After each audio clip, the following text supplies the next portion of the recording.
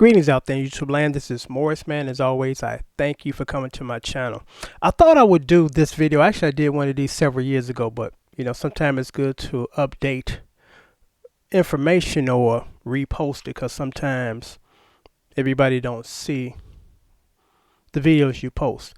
And let me just mention this one, even though this is not the topic. From time to time, I get people that ask me to do tabs of chords. I mean solos. Like I've stated, I don't do other people's solos for two reasons. Solo is solo for a reason. It's called solo for a reason. You're on your own.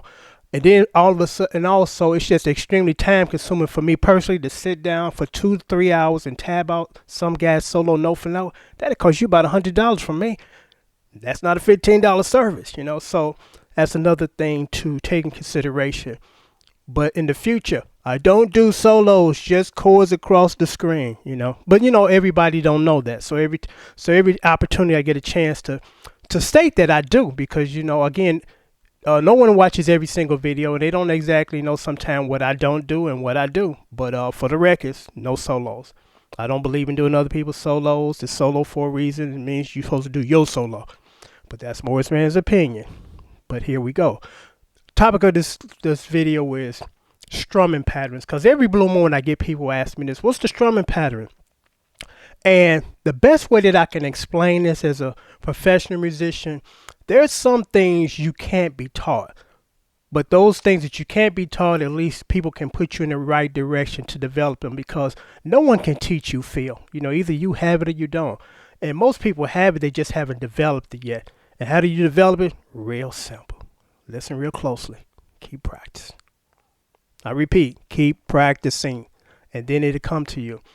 Now, one thing that I can suggest to help you develop that quickly, because there are a few things in my youth that I do truly miss. And one of them is dancing. I used to love to go out and dance.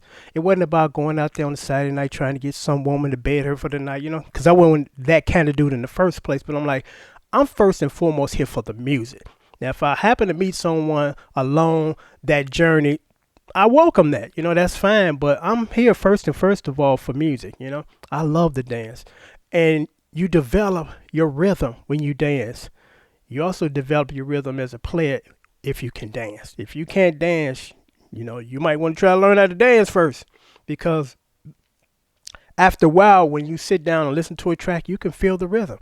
You can feel the rhythm of the player on the record, and then you say, you know what, I like what he's doing, but I'm gonna do a little of this, because with me doing a little of this also works too. Because there's some people that believe that there's only one thing that works for everything. It's like, no, you could do 20 different things in this one thing and they all work. So it's all about picking one that you're comfortable with or like to do.